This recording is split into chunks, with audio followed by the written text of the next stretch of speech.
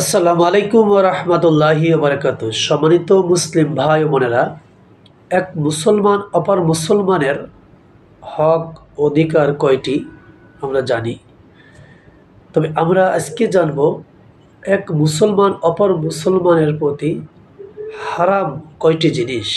এই হাদিস থেকে আমরা জানব পরস্পর মুসলমানের জন্য বিভেদ কেটে যাবে, অন্যায় অবিচার কেটে যাবে, হিংসা বিদ্বেষ কেটে যাবে, কেউ কারোর প্রতি কটূক্তি করা,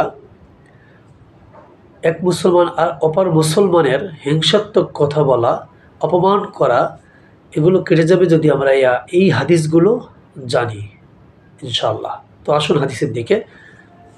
আন আবি হুরায়রা রাদিয়াল্লাহু আনহু আন্না রাসূলুল্লাহ সাল্লাল্লাহু আলাইহি ওয়াসাল্লাম ক্বালা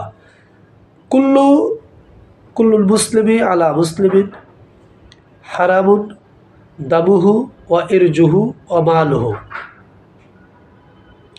হযরত আবু হুরায়রা রাদিয়াল্লাহু আনহু থেকে বর্ণিত, তিনি বলেন, আল্লাহ রাসূল সাল্লাল্লাহু আলাইহি সাল্লাম বলেছেন, প্রত্যেক মুসলিমের রক্ত, সম্ভ্রম বা ইজ্জত ও ধন সম্পদ অন্য মুসলিমের জন্য হারাম। তাহলে আমরা বুঝতে পারলাম এক মুসলমানের জন্য অপর মুসলমানের তিনটা জিনিস আল্লাহ রাসূল হারাম করেছেন এই হাদিসে। তার রক্ত হারাম, তার সম্মান ইজ্জত হারাম, তার ধন সম্পদ মাল হারাম করেছেন। রক্ত হারাম, তাহলে এক মুসলমান অপর মুসলমানকে হত্যা করতে পারে না। তার সম্মান, তাহলে এক মুসলমান অপর মুসলমানের সম্পর্কে কথা বলতে হলে তাকে সম্মানসূচক কথা বলতে হবে, এটাই ইসলাম শিক্ষা দেয়।